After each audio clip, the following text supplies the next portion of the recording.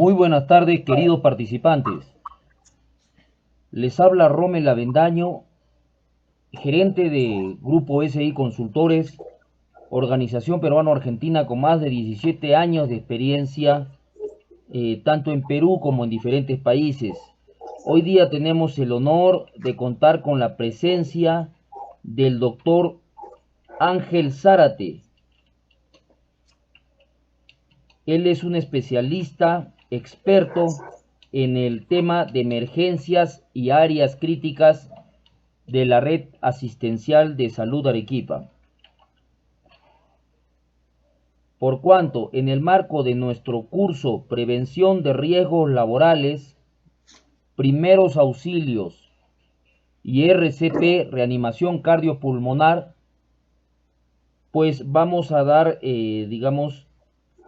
pase a que se pueda desarrollar su ponencia de RCP programada desde las 5 hasta las 6 de la tarde. Muy buenas tardes, doctor. ¿Me escucha? Claro que sí, señor Román. Muchas gracias por la presentación. Muchas gracias. Rommel Avendaño para servirle, doctor. Adelante, doctor, por favor. Muchas gracias. Muchas gracias, señor Román. No sé si el auditorio me escuche bien para elevar el audio. ¿El volumen está bien? Sí se le escucha bien, doctor. Correcto. Si hubieran preguntas durante la intervención, que generalmente las vamos a dejar al final, lo pueden hacer si es que se les habilita el micrófono, o si no, de repente por mensaje dentro dentro del Meet. Muy bien, voy a compartir pantalla entonces, para empezar de una vez.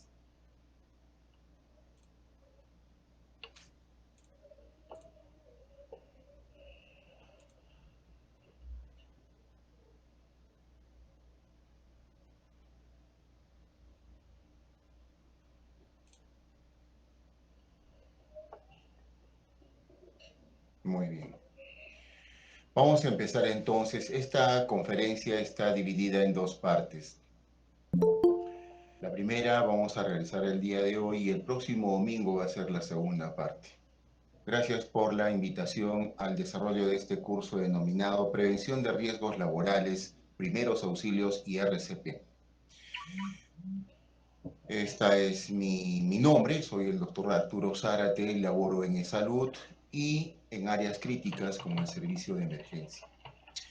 Todos los años, los 16 de octubre son días de recuerdo, se celebra el Día Mundial de tomar conciencia frente al paro cardiorrespiratorio. ¿Y por qué razón es ello? Porque mientras más se socializa este término, mientras más se socializa esta práctica, estos procedimientos de realizar RCP en la comunidad común y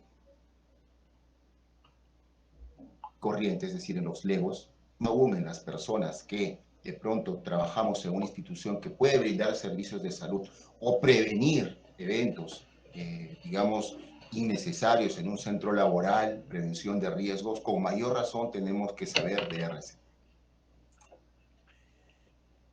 Cuando desarrollo este tema siempre me gusta engancharlos con esta parte porque es importante, fíjense, que cuando hablamos de RCP no solamente se habla de ello en los libros de ciencia, en los libros de medicina, sino también en este libro que es la Biblia, también encontramos pasajes que hacen referencia a este tipo de procedimientos.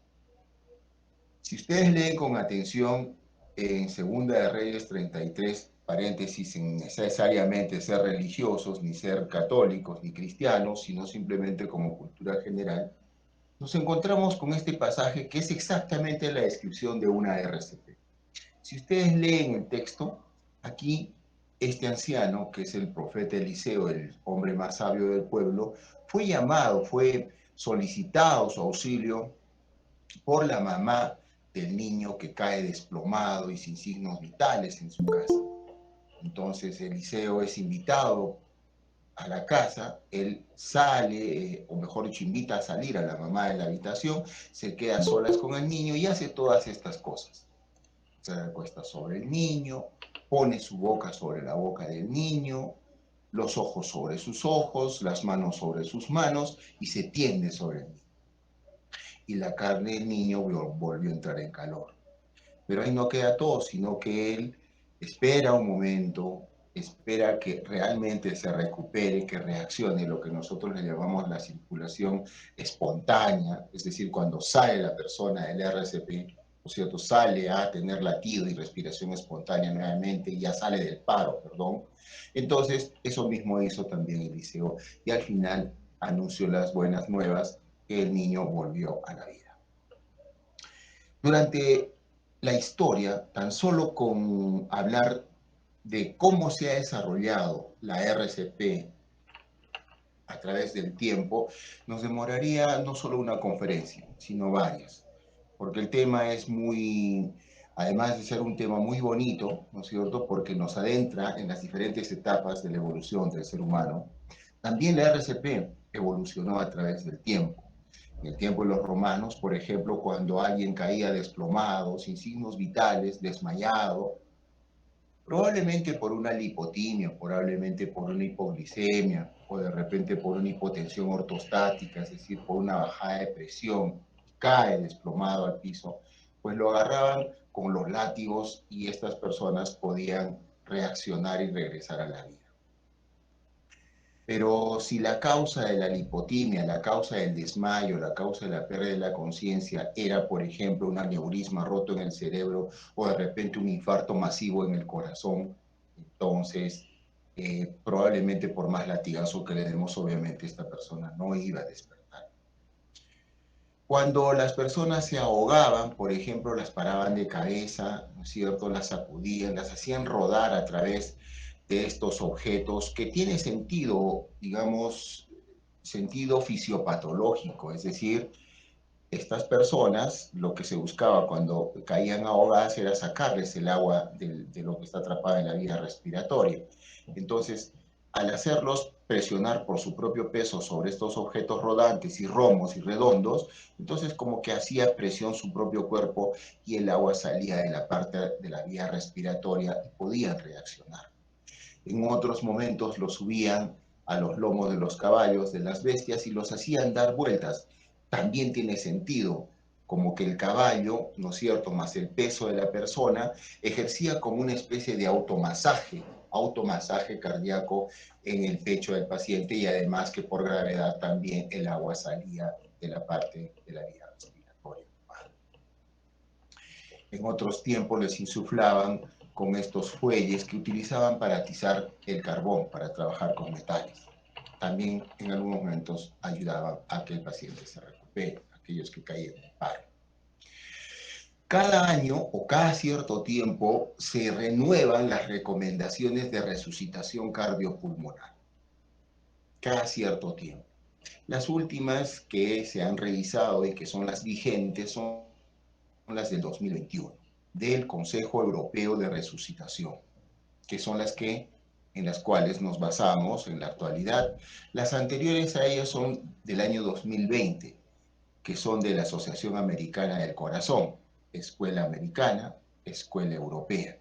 En conclusión, hay otras también instituciones que hacen recomendaciones cada cierto tiempo basados en estudios de qué es lo mejor para realizar resucitación cardiopulmonar. Muy bien, y entonces empezamos a definir qué es el paro cardiorrespiratorio.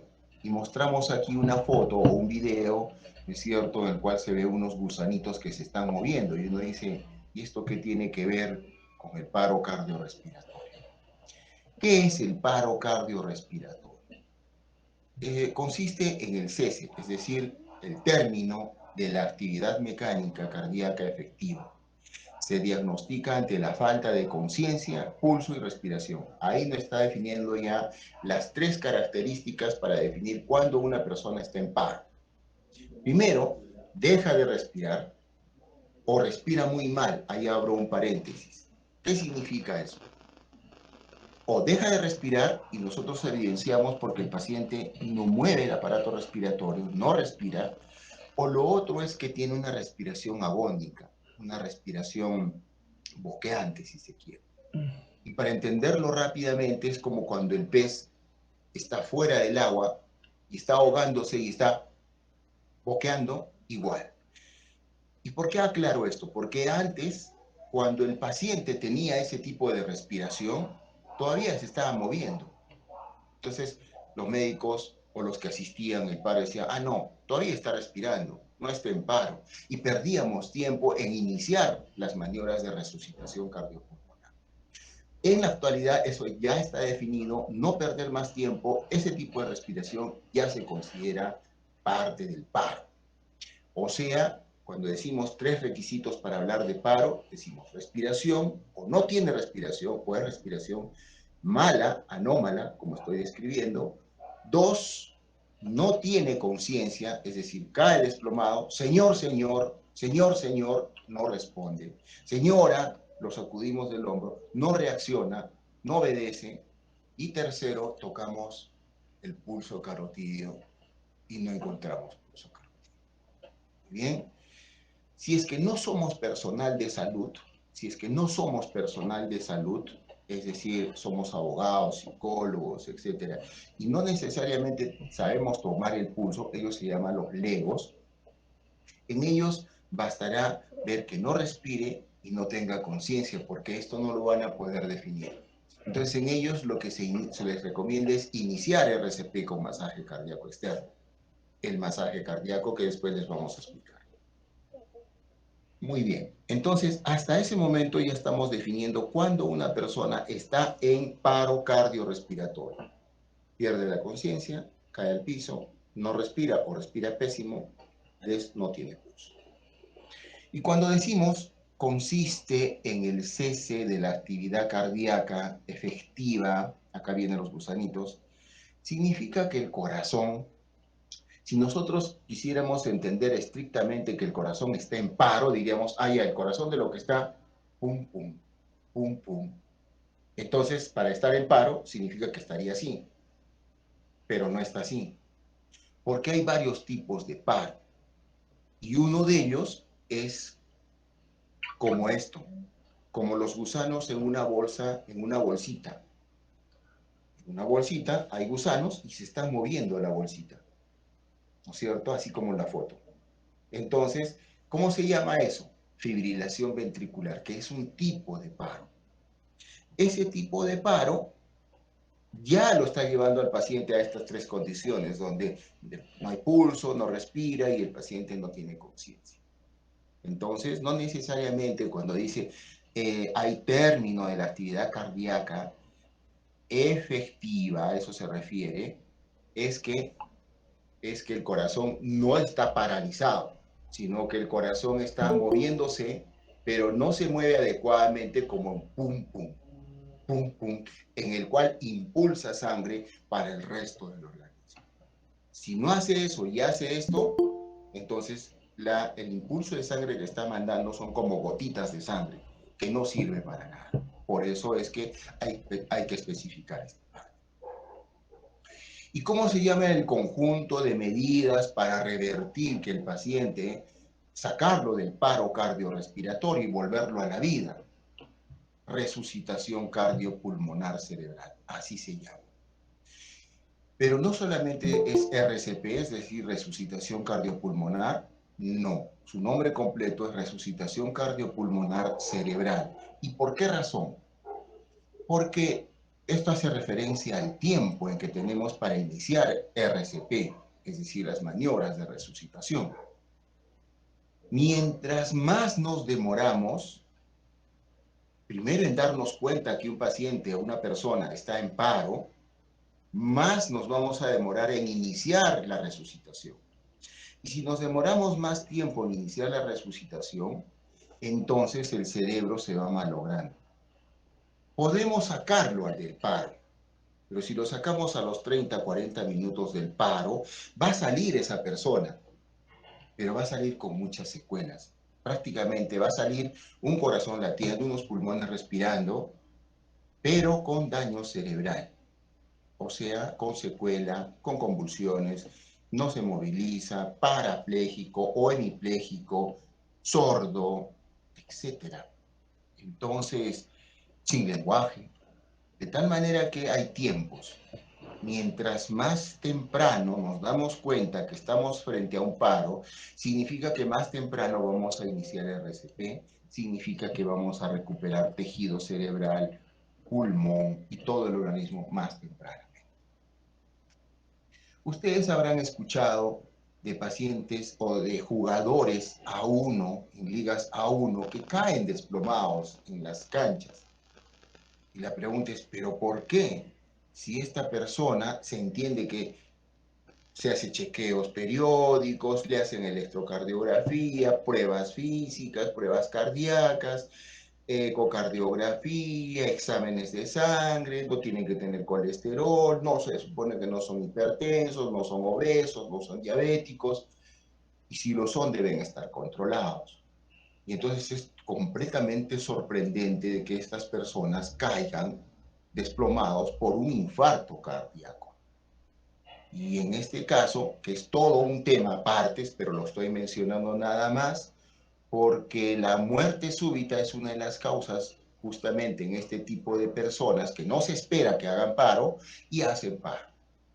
Y la explicación es porque hacen prácticamente infartos masivos. Y más o menos la explicación, para no dejarlo en el aire, porque esto es solo esta diapositiva de este tema, es porque hacen descarga adrenérgica intensa por estrés. Entonces, pueden ser cero colesterol, puede ser puro músculo, pero hacen demasiada descarga adrenérgica. ¿Qué significa eso? Descargan una sustancia que provoca vasoconstricción y provoca arritmias en el corazón. Y si esa arritmia se convierte en una arritmia maligna, el corazón entra en paro. Cuando hablamos de paro, entonces, esto es importante definir.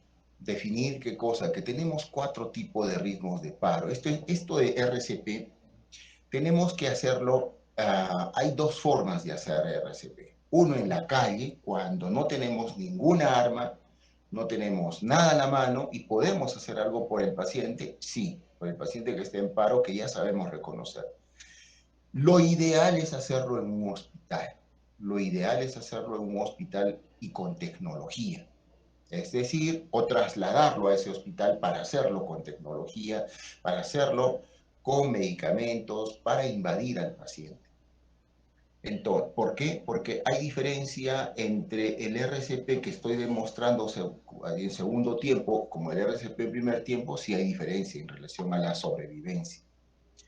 Entonces, cuando dije que el paciente hace paro y hablo de que el corazón está estático y no necesariamente está estático cuando hace paro, mejor dicho, sino que puede estar moviéndose, pero el movimiento no es efectivo. Y hay otros tipos también de tipos de paro. Esos son los 4 tipos de paro. ¿Cuáles son? Fibrilación ventricular, taquicardia ventricular sin pulso, actividad eléctrica sin pulso y asistolia.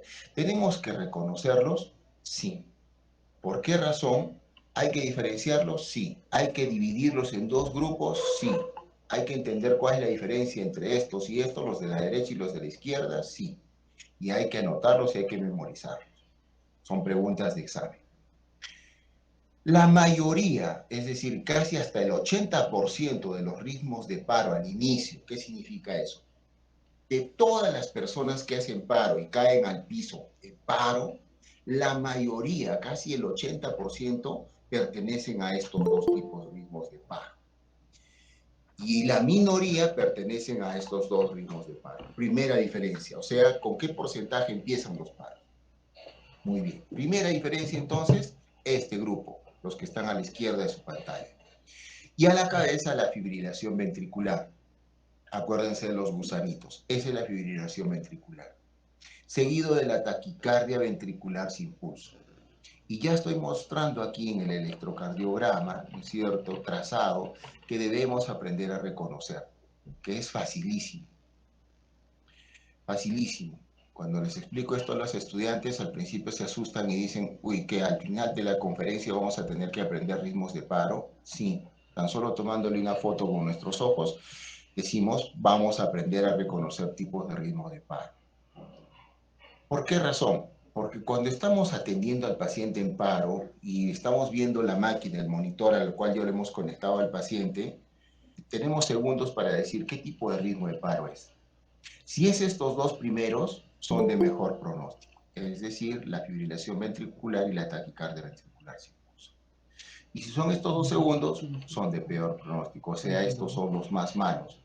O sea, ya sabemos que el paciente está muerto, incluso teóricamente está muerto, porque no late su corazón, no respira, no tiene conciencia, está desplomado en el piso. Es un paciente crítico.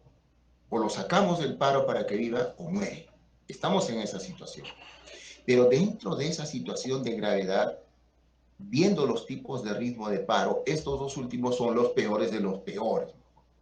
Y estos dos son todavía de mejor pronóstico en relación a sacarlos del paro. Entonces, los dos primeros son fibrilación ventricular, taquicardia ventricular sin pulso. Y en el electrocardiograma o en el monitor vemos esto. Ahorita les voy a explicar con mayor detalle cuáles son las diferencias. También es importante mencionar la diferencia entre estos dos de la izquierda y estos dos de la derecha, que los dos de la izquierda son desfibrilables. Es decir, a eso sí se le hace descarga. Ustedes habrán visto en las películas, paro, y todos muévense de la cama, aléjense de la camilla, y ¡pum!, descargamos. ¿A quiénes se le hace eso? A estos. ¿A estos se les hace? No, no se les hace. Y también son de mejor pronóstico, como ya dije. Esto es un poco de fisiopatología, es decir, qué pasa en el organismo, dentro del organismo, cuando el paciente está en paro cardiorrespiratorio. No hay circulación. ¿Por qué? Porque el corazón es el que le da la circulación, con el pum pum, con la inyección, con el impulso de sangre que está recorriendo todo el cuerpo, está bombeando sangre. Pero como no hay ese bombeo de sangre, entonces no hay circulación. Y se produce una reducción rápida, brusca del aporte de oxígeno y la glucosa a todas las células. Entonces todas las células dicen, uy, ya no me llega oxígeno, no me llega glucosa, ¿y ahora con qué trabajo? Entonces la célula empieza a recurrir a sus reservas, a sus ahorros de glucosa, y hasta que en un momento se le va a agotar. Y ahí empieza el daño. Por lo tanto, las células, cuando detectan que no hay oxígeno, cuando detectan que no hay glucosa, que no hay agua, que no hay sodio, no se les está entregando lo que necesitan para seguir trabajando, cambian de metabolismo. De un metabolismo aeróbico normal, que va a fabricar ATPs. El ATP es la energía que debe producir la célula. Y en condiciones normales, una célula produce 36 ATPs. Pero cuando la célula está en paro, digamos, también en paro la célula, va a cambiar de metabolismo al anaeróbico. ¿Y cuánto va a producir? Solo 2 ATPs, solo 2 ATPs. Muy poco, pero con un precio a pagar. Al paciente en general lo va a llevar a un estado de acidosis, que es muy negativo para la sobrevivencia del paciente. Nada más la acidosis por muchas otras causas es causa de paro también, o sea que empeoraría la situación. Pero conforme pasan los minutos y los ATP se van agotando, ¿ya? Se produce adenosina, que es una sustancia que normalmente se puede producir en estas condiciones. Y también la adenosina existe en forma de medicamento, en ampolla, pero para otros usos, como antiarrítmico. Solo que en estas condiciones se produce, pero para empeorar la situación. Deprime la conducción a través del nodo atrioventricular, que es prácticamente el cableado eléctrico que tiene el corazón, ¿ya? Y bloquea eso porque no se produce, ¿no es cierto? O mejor dicho, se deprime al producirse la adenosina, este cableado, el impulso eléctrico lo deprime, por lo tanto empeora que el corazón reaccione. Y también genera vasodilatación arteriolar. Las bombas de ATP, ¿qué son? Son unas proteínas, son unas, digamos, estructuras que están en las células, pero estas bombas que se encargan de ingresar, de trabajar con entrada y salida de electrolitos para darle, digamos, vitalidad a la célula, se reducen las bombas o empiezan a trabajar menos. Y hay un acúmulo de electrolitos que van a provocar inflamación. se va produciendo un daño multiorgánico. ¿Qué significa eso? Ya se afectó los pulmones, se va afectando los riñones, se está afectando el cerebro, se está afectando el propio corazón, los pulmones se van afectando órgano por órgano. Mientras más órganos afectados, mayor daño multiorgánico. Y mientras más órganos afectados, mayor mortalidad.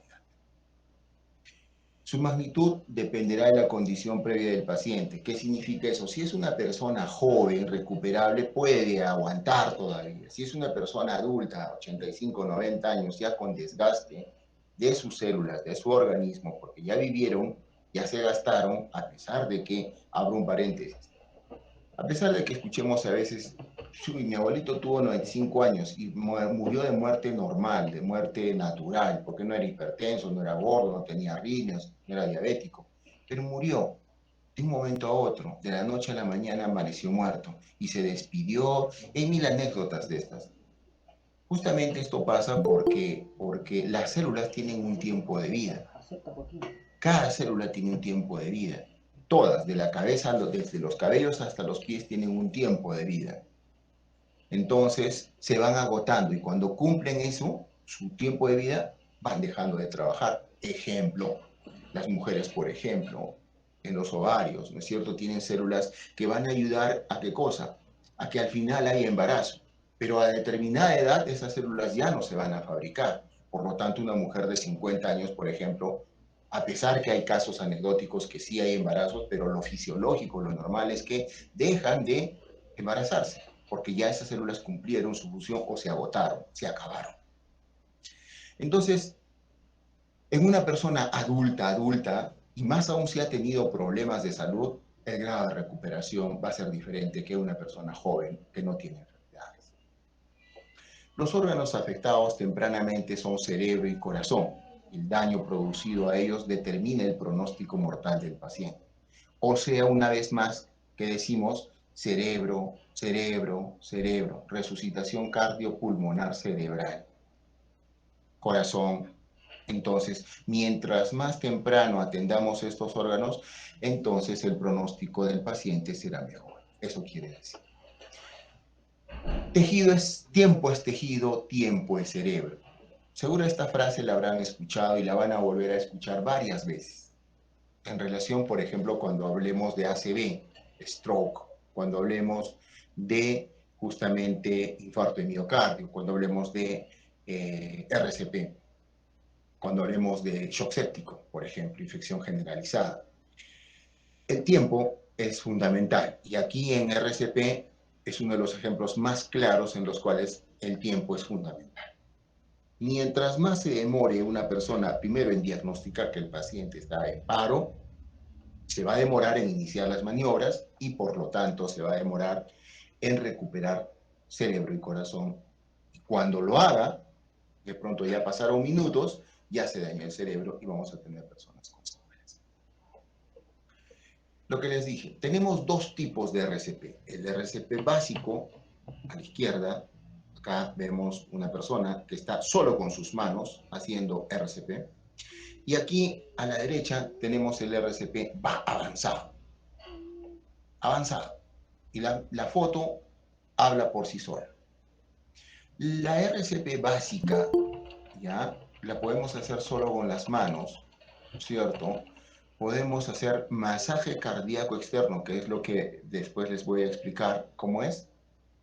Y aquí no solamente es masaje cardíaco externo, sino es personas que saben de RCP, hay que invadir al paciente, hay que intubar al paciente, hay que conectar oxígeno, este oxígeno está empotrado a la pared como si fuera agua, como si fuera electricidad, así hay oxígeno para alimentar al paciente.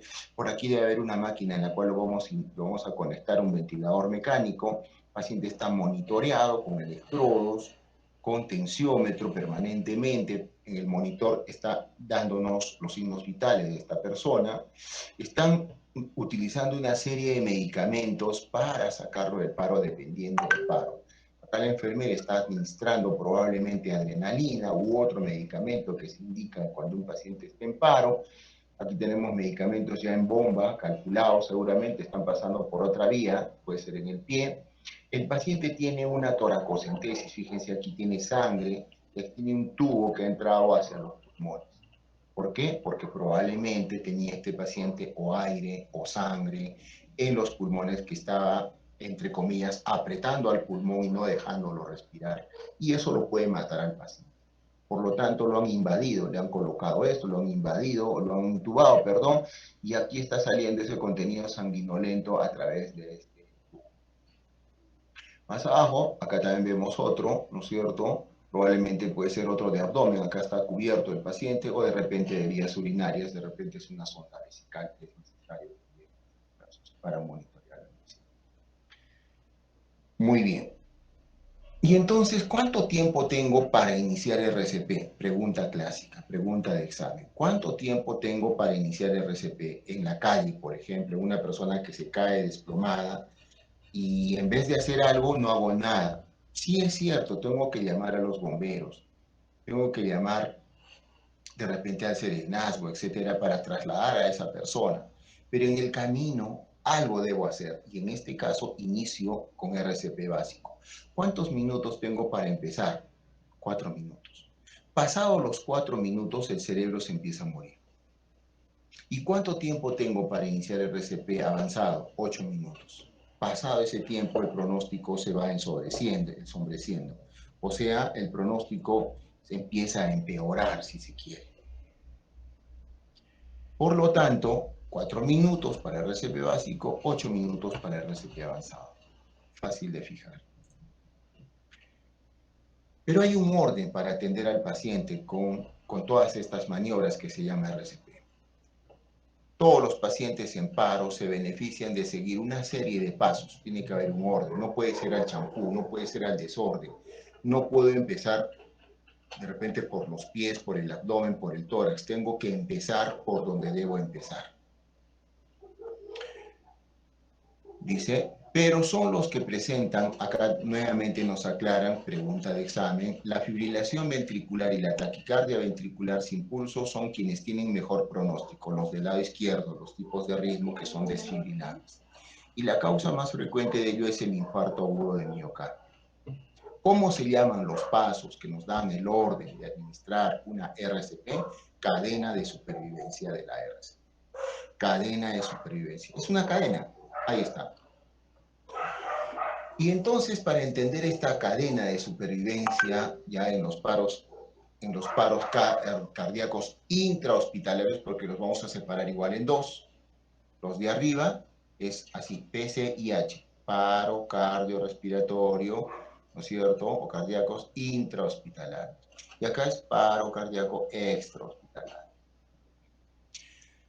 ¿Cuál es la diferencia? A ver, primero, antes de la diferencia, tenemos que entender qué significa el paso número 1.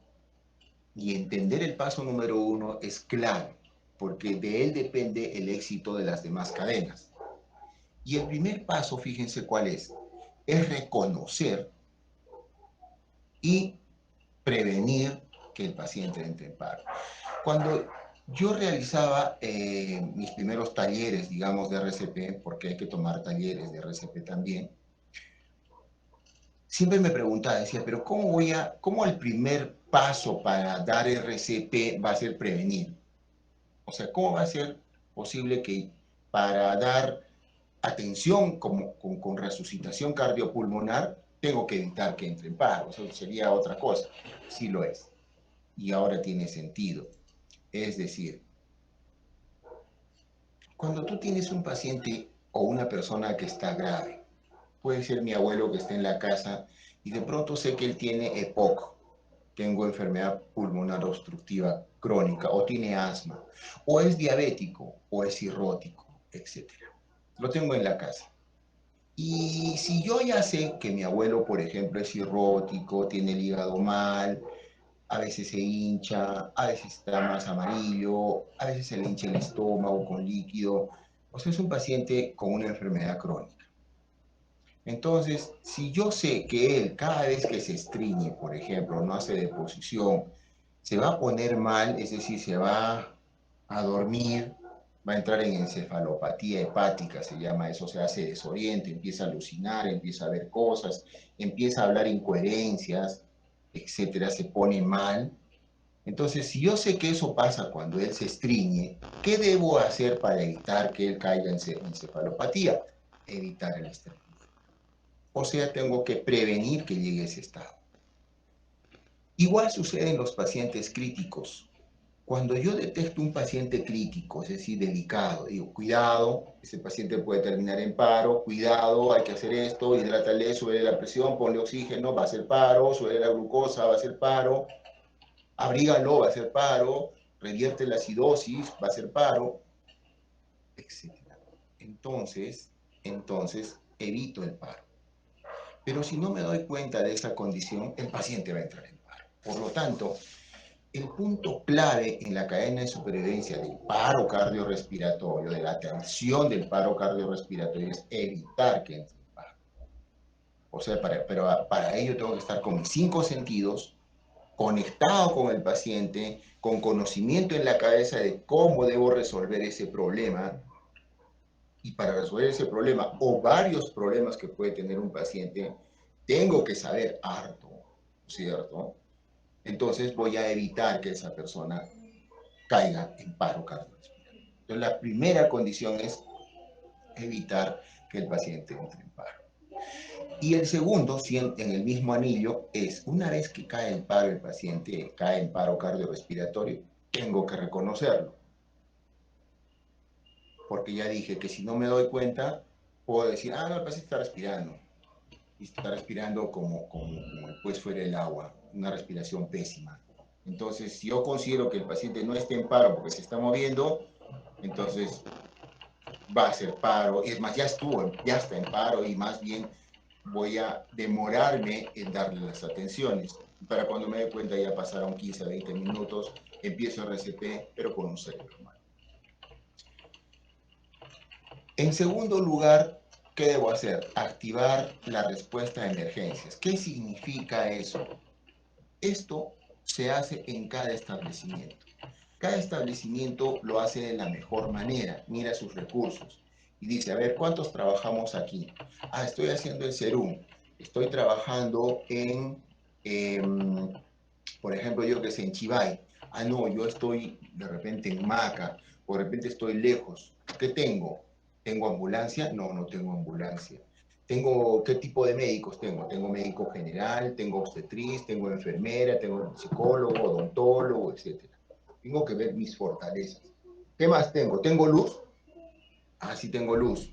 ¿Tengo internet? Sí, sí tengo internet. Todo eso miro yo en mi establecimiento. ¿Qué es mi establecimiento?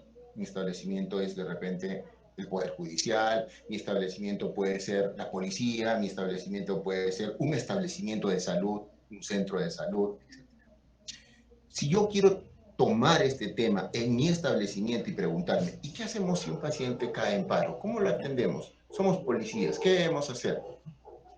¿O somos abogados? ¿Cómo debemos atender esto? ¿O somos personal de salud? Con mayor razón. Entonces, dependiendo de la organización, de la institución a lo que se dedique, etcétera, tienen que tocar este tema porque en algún momento les va a caer un tipo de estos pacientes. Y no haber pensado en eso, lo único que nos va a traer es un fallecido, nada más. Entonces, ¿qué es lo que se hace en los diferentes establecimientos? Fijamos responsabilidades. Decimos, ¿cómo avisamos de que cómo una persona se va a dar cuenta? ¿Cómo vamos a avisar? ¿Cómo vamos a trabajar en equipo?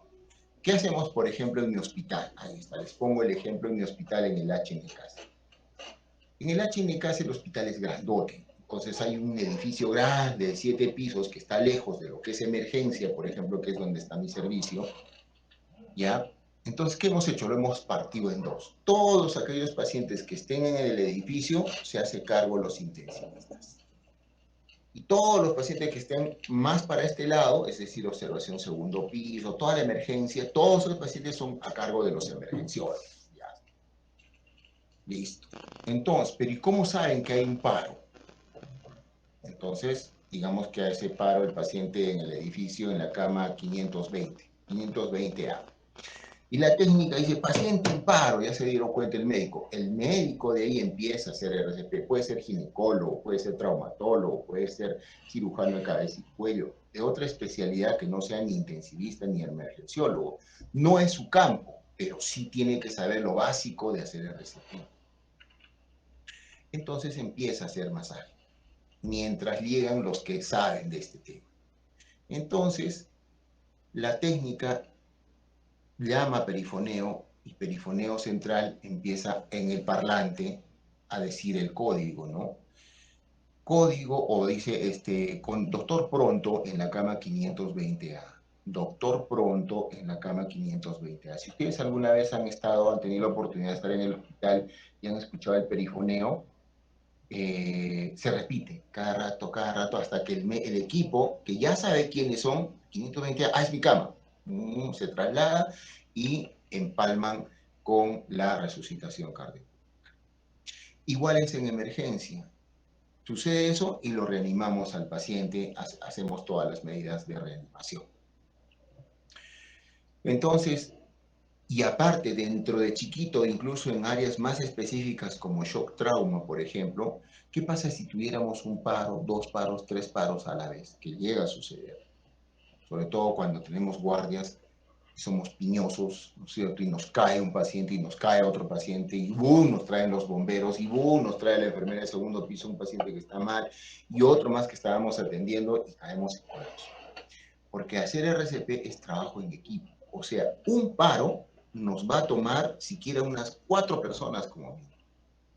El otro paro demorarán así y el otro paro así. Y entonces, ¿qué hacemos? Comunicación, ya está establecido eso. Cuando sucede esos 2 paros a la vez, apretamos el timbre y vienen las enfermeras de lado. Al otro lado, que se llama UCE o observación, se desplazan y dicen apoyo. Dejan lo que están haciendo y vienen a apoyarnos, porque sería imposible con un equipo atender 3 paros a la vez. Todo eso ya debe estar establecido.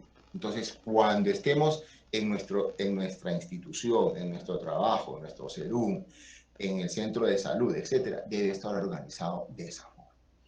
Entonces, ya puede ser un timbre, ya puede ser un pito, ya puede ser lo que tenga que ser para pasar la voz que tenemos un paro y todos vienen a ayudar. El tercer paso es la RCP de alta calidad. Y acá están las manitos cruzadas. ¿Qué significa eso? Significa que vamos a empezar con el masaje cardíaco externo. El masaje cardíaco externo. Y toma este nombre, RCP de alta calidad. Pareciera redundante, ¿no? Como decir, pues si todo es RCP, todos estos pasos de la cadena, las cadenas son RCP, pero esta específicamente se llama RCP de alta calidad. ¿Y por qué? Porque tiene que ser de alta calidad para ayudar a que el paciente salga del paro, y voy a explicar en un rato qué significa de alta calidad. Y lo siguiente es, vemos el rayito, es desfibrilar al paciente. Significa que apenas yo detecto el paro, ya avisé, ya estoy haciendo masaje, tengo que pedir qué cosa, que me traigan el desfibrilador. En servicios de áreas críticas, como por ejemplo hospitalización, UCI, emergencia, hay desfibrilador a la mano. Pero en gineco, en traumato o en un centro de salud probablemente ni siquiera esté enchufado. A veces ni siquiera está cargado. Ese es un tema. ¿Por qué? Porque como no atiendo tantos paros, es muy esporádico, entonces todo está empolvándose ahí. Pero debo prever esa situación. Apenas me traen el desfibrilador, tengo que intentar desfibrilar lo más rápido posible al paciente, pero antes tengo que ver, ¿son estos 2 tipos de paro de la izquierda o son estos 2 tipos de paro de la derecha? ¿Recuerdan las diferencias? Ahí viene la decisión entre desfibrilo y no desfibrilo. Y la otra enseñanza, hablando de esta recapitulación, entonces, es que no todos los paros se desfibrilan. Ahí está. Cuando vemos en las películas, dice, paciente en paro, y asistolia, la línea, ¿no? Y viene y ¡pum! Desfibrila. Eso, por ejemplo, es de película, no es correcto. Nunca se desfibrila una línea isoeléctrica, es decir, la asistolia, que es esa raya, no se desfibrila. Muy bien. Entonces, el siguiente paso, ya que son los 2 últimos anillos, es ya cuando lo sacamos al paciente del paro y tenemos que cuidar a ese paciente que ha hecho paro. Ese paciente que ha salido del paro es un cristal, un cristal.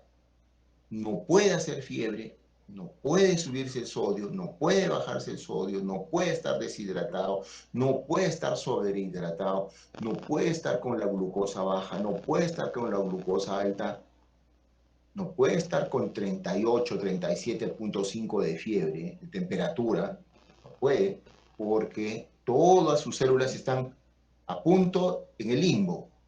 O se muere una más, o ahí queda, y ya no se muere más. Entonces lo que hay que evitar es que se sigan muriendo células y dentro de ellas las neuronas. Entonces quedan los cuidados postparos, todo un manejo complicado de ese paciente y después la recuperación del paciente. Todo esto que estoy explicando es la escuela americana. Y en la parte de abajo prácticamente es lo mismo, solo que aquí obviamente tenemos que trabajar en la calle prácticamente. Y lo que buscamos es transferirlo al paciente a un hospital. Transferir al paciente a un hospital. Y lo que hacemos es el RCP básico. O sea, no utilizamos ni tecnología, ni utilizamos de repente no lo intubamos probablemente, excepto el personal sepa. Generalmente cuando vamos a atender a nivel extrahospitalario y nos referimos a una posta, ¿no es cierto? Generalmente lo que hacemos es masaje cardíaco externo. Si saben desfibrilar, perfecto. Si saben intubar, perfecto. Pero si no, van a tener que traerlo al hospital al paciente haciendo masaje cardíaco. Y el masaje no se para. Se suben dentro de la camilla y siguen haciendo RCP. Lo trasladan a la camilla y se monta la enfermera o el médico ahí. Lo pasan a la otra camilla y sigue montado dando masaje. De todos los anillos, es una pregunta que sí nos preguntamos hace, digamos, tiempo. Ya salió la respuesta. ¿Los anillos son iguales? Es decir, ¿todos los anillos pesan igual? No. Y esta es una propuesta de la escuela escocesa, en la cual dice el anillo número uno, es decir, darse cuenta del paro e iniciar RCP es el anillo más grueso y es el anillo más importante y es el anillo más grande. Porque si tú no te das cuenta que el paciente va a hacer paro, primero va a entrar en paro. Y si no te das cuenta que ya entró en paro e inicias RCP, tu pronóstico se empeora.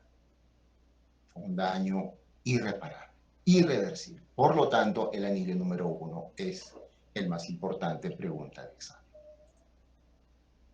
Cuando estamos en la escena, en el lugar de la escena, como reanimadores, si nosotros decidimos reanimar al paciente, es decir, no solo mirar, no solo asustarnos, no solo estresarnos, no solo decir, pucha, pobrecito, ¿qué habrá tenido? ¿Qué le habrá pasado? Sino agarrar el teléfono y llamar, pedir ayuda y mientras viene la ayuda, hago algo, cuidado. Ahí en ese hacer algo tampoco no hay que bloquearse ni tampoco hay que desesperarse ni hacer cosas intrépidas porque nos podemos perjudicar como reanimadores.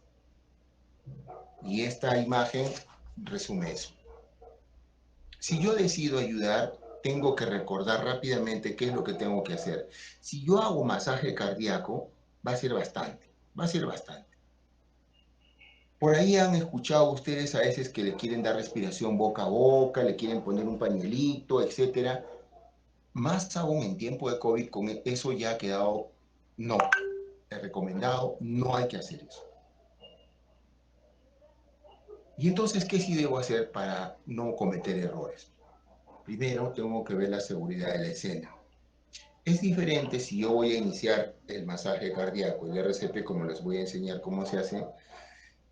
Si lo hago en una pista de alta circulación, por ejemplo, o sea, si fue en un accidente de tránsito y hay una persona herida ahí, y de pronto digo, a un lado, yo sé de RCP, voy a empezar de una vez, pero si es una zona de alta circulación, probablemente puedo ser accidentado, un carro me puede golpear y termino inconsciente y en paro también. O sea que el reanimador terminará siendo reanimado.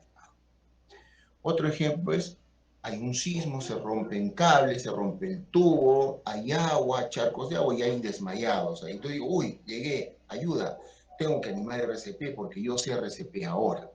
Voy a dar masaje, pero si no veo el cable que está conectado al agua, me voy a electrocutar y voy a terminar en paro y también siendo reanimado. En otras palabras, tengo que ver la seguridad de la escena, dónde hacerlo. Si quiero hacerlo, lo podré trasladar al paciente, pero hasta eso también hay que saber cómo se traslada a un paciente que, por ejemplo, ha sufrido accidentes, se ha golpeado la cabeza, probablemente la columna, hay que trasladarlo en bloque, como si fuera algo rígido, hay que trasladarlo así, como un paquete entero, para no lesionar la columna, la médula. Veo que el paciente está inconsciente, activo el sistema de emergencias, ya les expliqué, puede ser por perifoneo, puede ser que la técnica avise a todo el mundo paciente en paro, si no tengo, digamos, un timbre, etcétera, depende de cómo lo activemos en nuestras instituciones. Veo que el paciente no tiene respiración normal o tiene pésima respiración, ya lo expliqué, y el pulso no necesariamente si es que somos legos. Legos son las personas que no son personal de salud. ¿Y cómo empezamos a hacer la RCP? Ahí está. La RCP, ustedes habrán escuchado que hay un orden de atención a los pacientes críticos, a los pacientes delicados. Es el A, B, C, D, E. Ya está. A, B, C, D, E. Muy bien. Fácil de memorizar. A, B, C, D, E. Muy bien. Es decir, en una persona de la A es ver la vía aérea, cómo está permeable o está tapada, hay moco, hay coágulos de sangre, o la prótesis del abuelito que se ha enganchado, su diente, digamos, su prótesis se ha movido, le está obstruyendo la vía respiratoria. Eso era un niño y está jugando con un objeto extraño y se ha atracado y está que se ahoga. Esa es la vía aérea, el A. El B es cómo respira el paciente, la ventilación, breathing, cómo respira el paciente, que puede ser, que no tiene nada que ver necesariamente con la vía respiratoria, o sea, con la vía aérea, perdón, y puede ser, por ejemplo, que esté respirando pésimo porque es una crisis asmática. Está libre, pero abajo está el problema, los bronquios están cerrados, el paciente no respira bien, eso es otra cosa. Entonces, decimos, la vía aérea está libre, pero la ventilación es pésima. Ese es el A, B y el C, que es la C, la circulación. La circulación, que en este caso, cuando nosotros vamos a hacer RCP y hacemos la evaluación y administramos RCP, empezamos no con el A, empezamos con el C. Por eso decía que si ustedes están en la calle o cualquier persona está en la calle y quiere hacer algo por una persona que cayó en paro, hacemos bastante con hacer compresiones torácicas. Fíjense ustedes en la imagen, la persona de frente no le está importando la parte respiratoria, está de frente, avisa y empieza a hacer masaje. Empieza a hacer masaje cardíaco externo.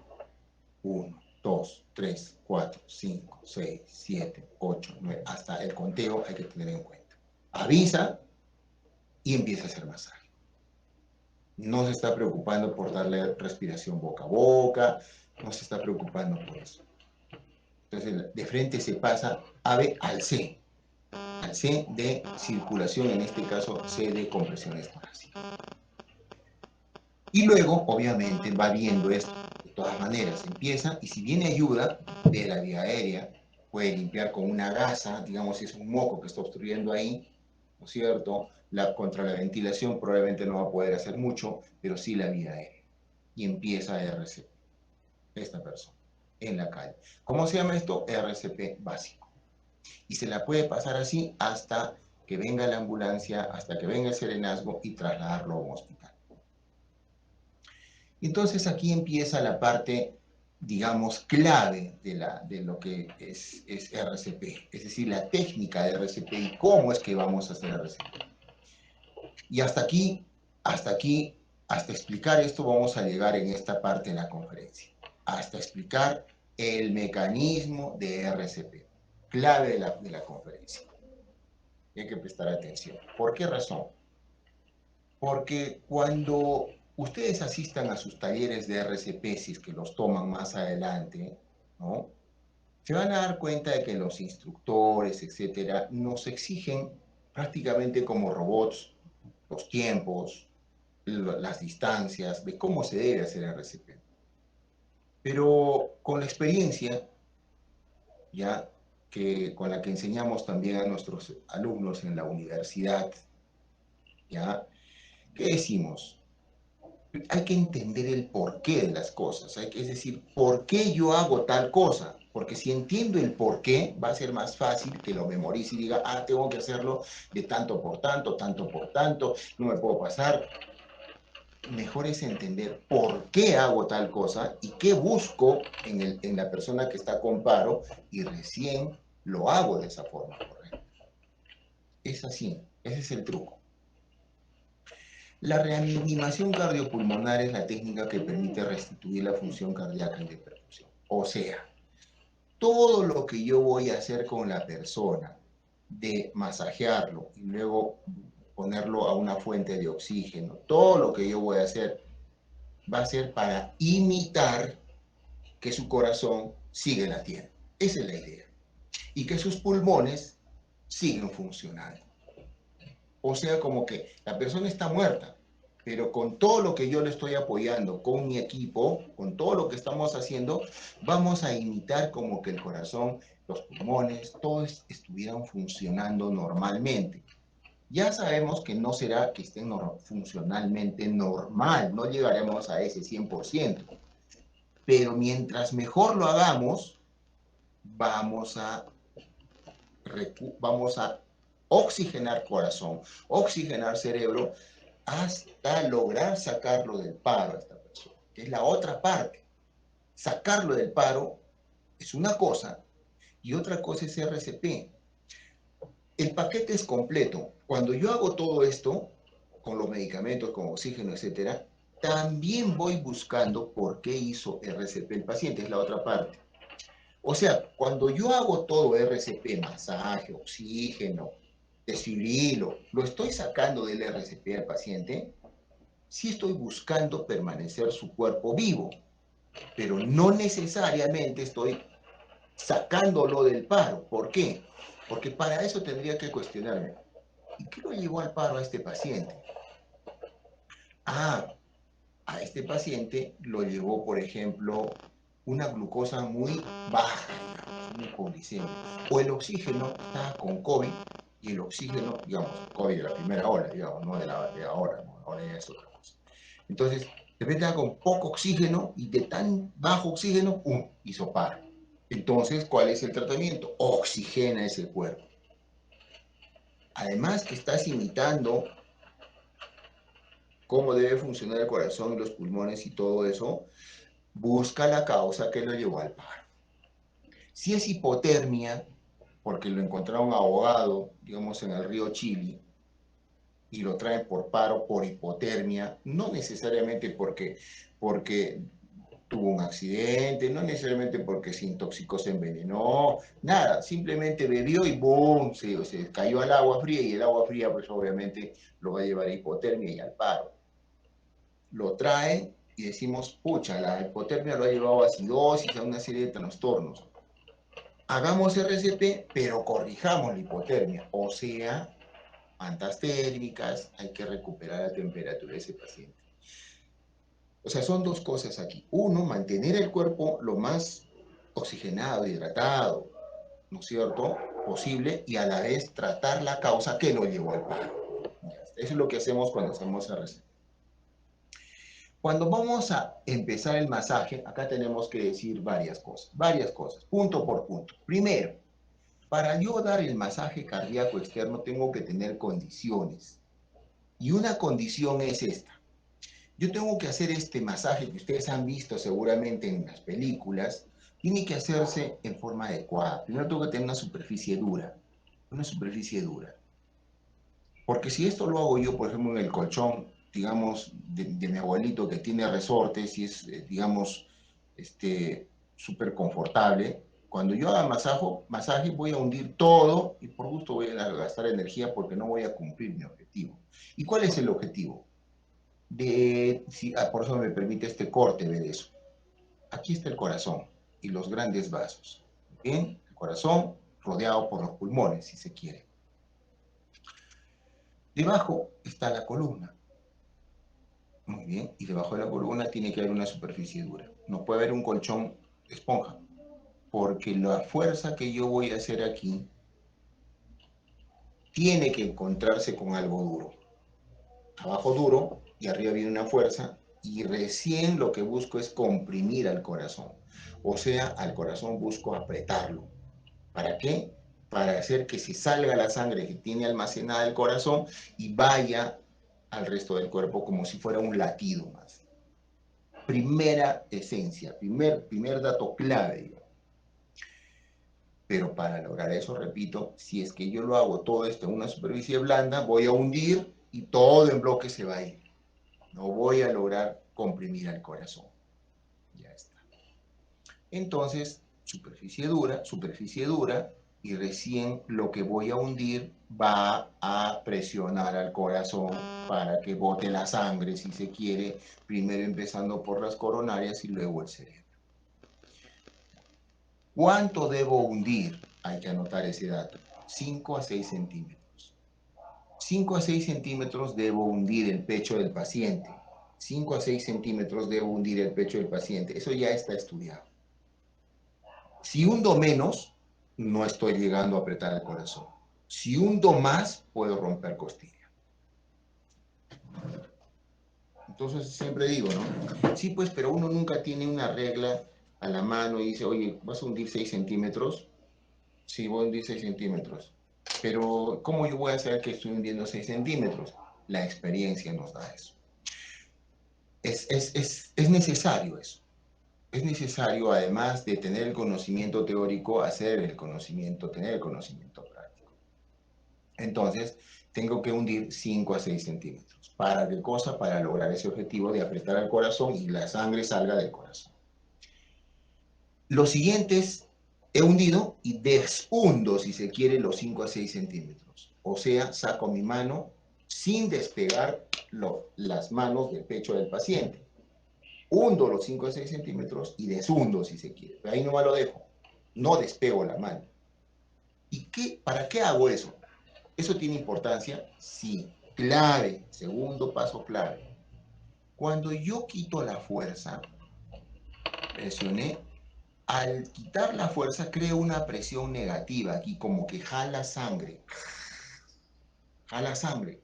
Y el corazón se carga nuevamente de sangre. Que si no quito esa fuerza, el corazón no se va a cargar de sangre. Así es. Entonces, primera condición, hundo los 5 a 6 centímetros. Segunda condición, deshundo los 5 a 6 centímetros. Muy bien. ¿Y a qué velocidad le voy a dar? Ahí viene la clave. ¿A qué velocidad le voy a dar? Si acá hay una persona que le ha puesto una máscara con fuente de oxígeno, entonces esta persona le va a dar 1, 2 ventilaciones. Y esta persona va a contar 1, 2, 3, 4, 5, 6, 7, 28, 29, 30. Un segundo.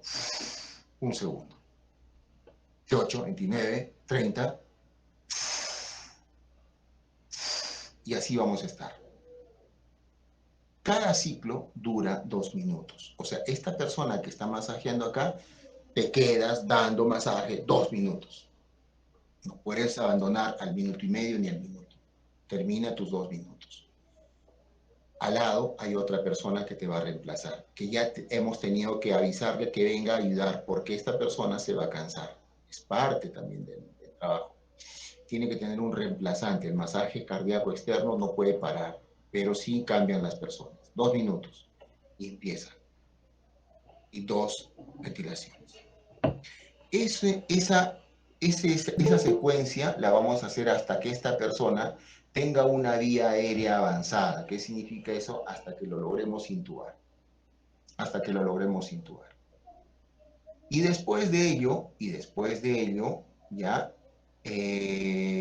cambiamos la manera de darle el oxígeno y la ventilación. Esta persona ya se olvida de contar del 1 al 30 por 2. 30 por 2. También pregunta de examen. ¿Cómo es la relación compresiones, ventilaciones antes de que la persona sea intubada? 32. Y cuando la persona ya está intubada, ya cambia a ser aquí le va a dar entre 100 a 120, él ya se olvida de esta persona y le dice 1, 2, 3, 4, hasta entre 100 a 120 por minuto. ¿Y cómo va a saber esta persona que le está dando ese tipo a esa frecuencia? Hay varias técnicas. Una de ellas es escuchar la canción de Star Wars, ¿ya? La marcha, ¿cómo se llama esta? La clásica canción de Star Wars, que seguramente la han escuchado ustedes, seguramente la reconocen, seguramente, claro que sí es fácil reconocer porque todos algún momento la hemos escuchado, ¿ya? El famoso tan, tan, tan, tan, tarán, tan, tarán. Con esa música uno sabe que le está dando más o menos entre 100 a 120 compresiones por minuto. Y nos olvidamos de esta persona. Ella ya sabe por su camino cómo le va a dar. Le va a dar cada 6 segundos una ventilación. Muy bien. Entonces, una vez que entramos en esa sincronía de le está dando entre 100 a 120, va a llegar 2 minutos, cambia reanimador, esta persona ya lo intubó, ya está con oxígeno al 100%, el oxígeno que está entrando llega a los pulmones, de los pulmones ese oxígeno pasa, llega a la circulación, llega al corazón, el del corazón lo bombea todo el organismo y ahí se repite el ciclo cardíaco. Es decir, ya hay sangre oxigenada que el corazón empieza a bombear con lo que estoy haciendo, como que el corazón si estuviera contrayéndose normalmente, y también la persona ya está recibiendo oxígeno como que los pulmones estuvieran funcionando normal. Por otro lado, acá están los vasos sanguíneos y la enfermera aquí abajo ya le canalizó una vía por donde le va a administrar otros medicamentos que lo que van a provocar es vasoconstricción para que la sangre circule a todo el cuerpo. Todo lo que estoy bombeando vaya a circular. Hay otras características. Todo esto que estoy escribiendo se llama RCP de alta calidad. Falta, por ejemplo, el hablar acerca de las interrupciones mínimas. Antes del 2021, antes del COVID, todavía decíamos, vamos a darle 10 segundos para intubar a una persona. Ahora ya no, solo se tiene 5 segundos para meterle un tubo en la vía respiratoria y esa persona pueda garantizar la oxigenación. ¿Qué vemos en esta figura? Fíjense, aquí está el médico montado encima del paciente y lo están ingresando a shock trauma y él no lo abandona al paciente, se ha montado encima del paciente y le está dando masaje, no para, no puede parar. Interrupciones no pueden parar. Solo se para el masaje cuando voy a intubar al paciente y tengo 5 segundos. Esto ya les expliqué, lo de la relación 32, evitar la hiperventilación, esto de la distancia que debo hundir y también de la frecuencia que debo hacer cuando estoy dando masaje. A este ritmo que le está dando ahorita en la imagen es más o menos tan, tan, tan, taran, tan, taran, a ese ritmo. Porque uno también dice, no, yo no tengo un reloj en la cabeza, ¿no? ¿Cómo sé que le voy a dar a esa frecuencia que me están pidiendo? Por eso es que no hay que memorizar, sino hay que relacionar.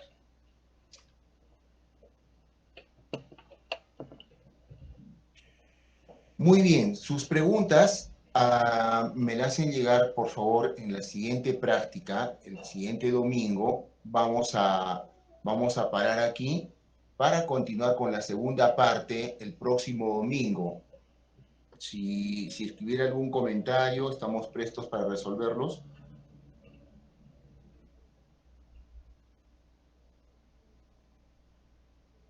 Señor Rommel, si es que no hubiera otra indicación, nos estaríamos conectando para la segunda parte el siguiente domingo.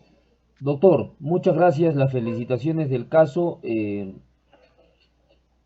Doctor, muchas gracias, las felicitaciones del caso. Su exposición ha sido muy didáctica, muy pedagógica, muy entretenida. Entonces, queridos hermanos azules y rosadas, como les decimos siempre nosotros de cariño a nuestros clientes, nos estamos viendo entonces, doctor, el próximo domingo exactamente a la misma hora. Siempre media hora antes nosotros vamos a pasarles el link correspondiente de Google Meet. Muchas gracias, doctor. Un abrazo y lluvia de bendiciones para todos. Muchas gracias. Hasta el próximo domingo.